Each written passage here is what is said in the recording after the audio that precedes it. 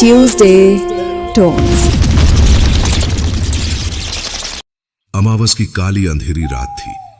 राहुल अपने 3 दोस्त नितिन, मनीष और राज के साथ अपनी बैचलर पार्टी मनाने के लिए अपने पापा के गेस्ट हाउस जा रहा था। चारों दोस्त हंसी मजाक कर रहे थे। रात गहरी होती जा रही थी और सड़क उन्हें जंगल की गहराइयों में ले जा रही थी। तभी अचानक उनकी गाड़ी झटके से रुक गई। अरे नितिन, क्या हुआ? गाड़ी अचानक कैसे रुक गई? लगता है पेट्रोल खत्म हो गया, पर मैंने तो फुल टैंक भरवाया था। इतनी जल्दी खत्म कैसे हो गया? चारों दोस्त गाड़ी से उतर पड़े। देखो, पापा का गेस्ट हाउस यहीं पास में है, हम पैदल भी चल सकते हैं। हाँ, सही बोल रहा है। चलो पैदल ही चलते हैं, पार्टी नहीं रुकेगी। चारों दोस्त अंधेरे जंगल की ओर बढ़ने लगे। मनीष सबसे आगे चल रहा था। तभी उसकी नजर सामने पड़े एक भयानक दृश्य पर पड़ी। एक आदमी हाथ में बड़ी सी कुल्हाड़ी लिए एक खूबसूरत औरत के सर पर कुल्हाड़ी ताने खड़ा था। वह औरत घुटनों के बल बैठी थी, रो भी नहीं रही थी, जैसे किसी काले जादू के असर में दिया। चारों दोस्तों के मन में सिर्फ एक सवाल था, इतनी खूबसूरत औरत को यह आदमी क्यों मारना चाहता है? ओए, वहीं रुक जा, वरना गोली चला दूंगा। नितिन के पास सच में पिस्तौल थी, लेकिन वह आदमी रुका नहीं। उसकी आंखों में कोई होश नहीं, कोई इंसानियत नहीं। नितिन बार बार चिल्लाकर उसे रोकने की कोशिश करता रहा, पर उसकी आवाज जैसे उस आदमी तक पहुंच ही नहीं रही थी। और फिर आखिरकार नितिन ने ट्रिगर दबा दिया। धान! गोली चलती है।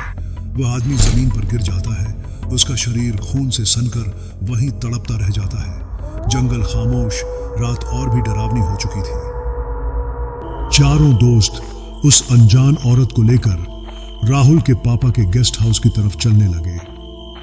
राज मन ही मन सोच रहा था, काश इस खूबसूरत औरत के साथ वह अपनी मन की इच्छा पूरी कर सके। चलते चलते वह लोग गेस्ट हाउस पर पहुंच गए। सभी लोग थक चुके थे, लेकिन उस औरत के चेहरे को देखकर ऐसा लग रहा था जैसे वह जरा भी नहीं थकी। देखिए, हम लोग बाहर पार्टी कर रहे हैं, अब बेडरूम में जाकर सो जाइए। वह औरत कुछ नहीं बोली और चुपचाप एक कमरे के अंदर चली गई। सभी लोग दारू पी रहे थे। नशे में डूबे राज को उस औरत की याद बार बार आ रही थी। देखो दोस्तों, तुम लोग पार्टी करो, मैं थोड़ा बाथरूम से आया। लेकिन वह बाथरूम नहीं गया, वह उस कमरे में गया जहां वह औरत गई थी।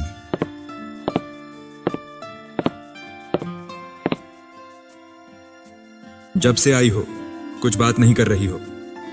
क्या हम लोग तुम्हें अच्छे नहीं लगते? नहीं नहीं, ऐसी बात नहीं है। आप लोग बहुत अच्छे हो। आप लोगों ने मुझे बचाया, नहीं तो वह आदमी मुझे मार डालता। वैसे तुम हो कौन और वह आदमी तुम्हें क्यों मारना चाहता था?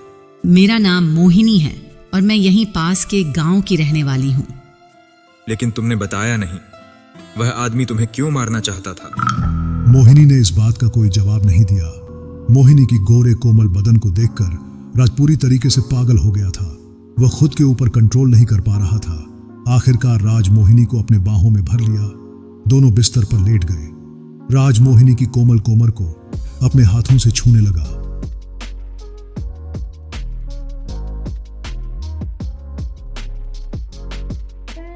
देखो राज, अगर मुझे पाना चाहते हो तो तुम्हें अपने 3 दोस्तों को जान से मारना होगा। नशे में डूबा हुआ राज मोहिनी के लिए इतना पागल हो चुका था कि वह हाथ में चाकू लेकर अपने दोस्तों को मारने चल पड़ा। यह सब कुछ मोहिनी की चाल थी। दरअसल मोहिनी कोई आम लड़की नहीं थी। वह मरे हुए लोगों का मांस खाती थी। मोहिनी एक पिशाचिनी है। अरे यार, राज को गए हुए काफी देर हो चुकी है, अभी तक वह आया क्यों नहीं? बाथरूम में इतना टाइम नहीं लगता। अरे आप कब आई? देखिए, मैं आप लोगों को नहीं जानती, लेकिन आप लोगों की भलाई के लिए बोल रही हूँ। आप लोगों का दोस्त पूरी तरह पागल हो चुका है। वह आप लोगों को मारने आ रहा है। ऐसा नहीं हो सकता, हमारा दोस्त राज बहुत अच्छा है। अचानक वहां पर राज हाथ में चाकू लेकर पहुंच गया। अब तुम में से कोई नहीं बचेगा, मैं तुम सबको मार डालूंगा। अरे भाई, ज्यादा नशा चढ़ गया क्या तेरे को? अरे हम लोग तेरे दोस्त हैं, कोई दोस्ती यारी नहीं। तुम लोग खूनी हो। मैं तुम लोगों का वही हश्र करूंगा जो जंगल में उस आदमी के साथ नितिन ने किया। लगता है ये सच में पागल हो चुका है। दोस्तों, इसको मार के कहीं दफना देते हैं। और वह तीनों मिलकर अपने ही दोस्त को जान से मार देते हैं।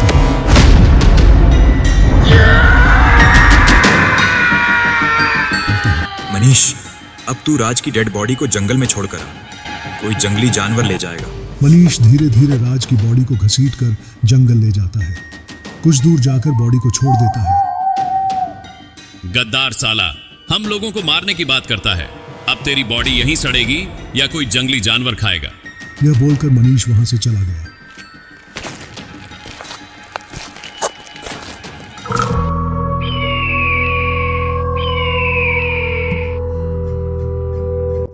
तभी वहां मोहिनी अपने असली रूप में आ जाती है और वह राज की बॉडी तोड़ तोड़ कर खाने लगती है।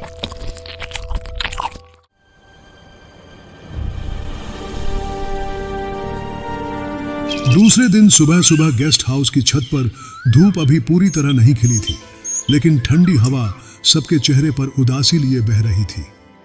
राहुल, मनीष और नितिन तीनों चुपचाप बैठे थे। सबके मन में डर था, शक था और सबसे बड़ा सवाल ये कि अब यहां से निकलेंगे कैसे। राहुल ने सिगरेट का लंबा कश लिया और धुआं छोड़ते हुए बोला, दो मर्डर हो चुके हैं भाई, ये कोई आम बात नहीं है। अरे यार, हमारा इसमें क्या कसूर है? हम तो बस घूमने आए थे, सब ठीक हो जाएगा। राहुल ने गुस्से में सिगरेट पटक दी। ठीक हो जाएगा? अब हम यहाँ से निकलेंगे कैसे? पैदल? अरे गाड़ी में तो बस पेट्रोल खत्म हुआ था ना। नहीं रे बाबा, पेट्रोल नहीं, पूरा इंजन सीज हो गया है। मुझे लगता है गाड़ी अब कभी नहीं ठीक होगी। तभी गेस्ट हाउस के अंदर से किसी के रोने की हल्की हल्की आवाज आई। तीनों एक दूसरे का मुंह देखकर उठे और अंदर चले गए। हाल में मोहिनी फर्श पर बैठी रो रही थी। अरे मोहिनी, क्या बात है? अब रो क्यों रही हो? और तुम अभी तक घर नहीं गई? घर गया था साहब, पर घर जाकर भी क्या फायदा। मेरा छोटा सा बच्चा बुखार में तड़प रहा है। इलाज के लिए पैसे नहीं हैं। इस गांव में कोई काम धंधा नहीं। 2 वक्त की रोटी भी मुश्किल से मिलती है। मोहिनी, तुम चिंता मत करो। झाड़ू पोंछा, खाना बनाना, जो भी काम आएगा कर लेना। हम तुम्हें नौकरी दे रहे हैं, अच्छी तनख्वाह देंगे, तुम्हारे बच्चे का इलाज भी करवा देंगे। मोहिनी ने चौंक कर ऊपर देखा। उसकी आंखों में एक अजीब सी चमक आई, पर उसने तुरंत नजरें झुका ली। सच साहब, आप लोग बहुत अच्छे हैं। मैं आज से ही काम शुरू कर देती हूँ। तीनों ने मुस्कुराकर हामी भरी। मोहिनी उठी, रसोई में चली गई।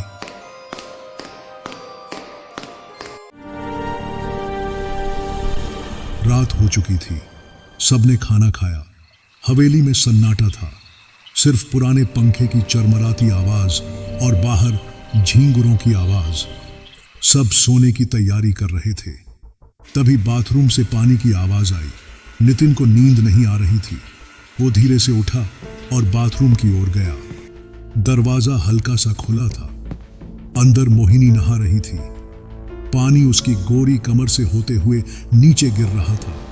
उसकी लंबी काली चोटी पीठ पर लहरा रही थी। नितिन का गला सूख गया। उसका मन लालच से भर गया। नितिन ने मन ही मन सोचा, जाकर छू लो, ज्यादा से ज्यादा क्या करेगी, चिल्लाएगी, यहाँ कौन सुनेगा, और वैसे भी इसे नौकरी की सख्त जरूरत है। नितिन ने उसकी कमर में हाथ डाला।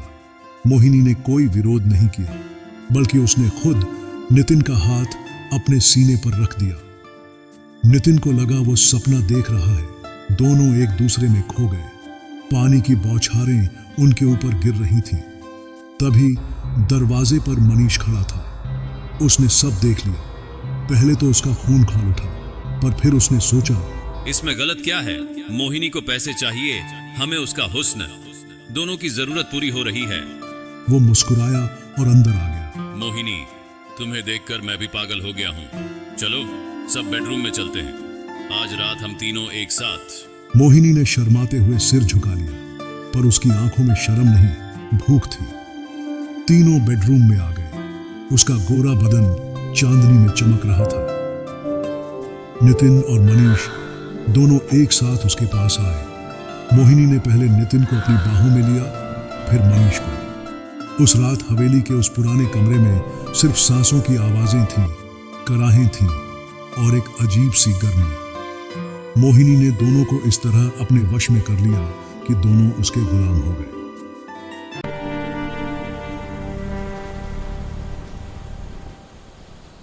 नितिन और मनीष मोहिनी के प्यार में इस कदर पागल हो गए थे कि हर वक्त उसके ही ख्यालों में डूबे रहते। न ठीक से खाना खाते थे न सोते थे। यह बदलाव राहुल ने कई दिनों से नोटिस किया। कई दिन से देख रहा हूं तुम दोनों को क्या हो गया है, ना खाते हो ना सोते हो। क्या बात है भाइयों?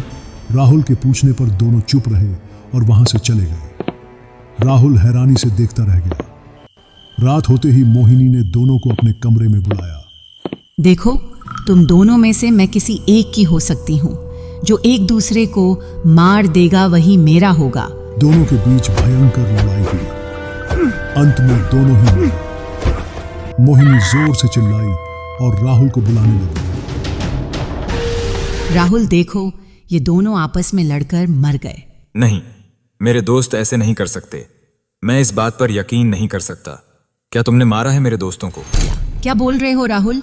ये दोनों मेरे लिए भगवान जैसे थे। इन्होंने एक बेसहारा औरत को घर में जगह दी थी। मैं इन्हें क्यों मारूंगी? मेरे दोस्तों का अंतिम संस्कार करना पड़ेगा।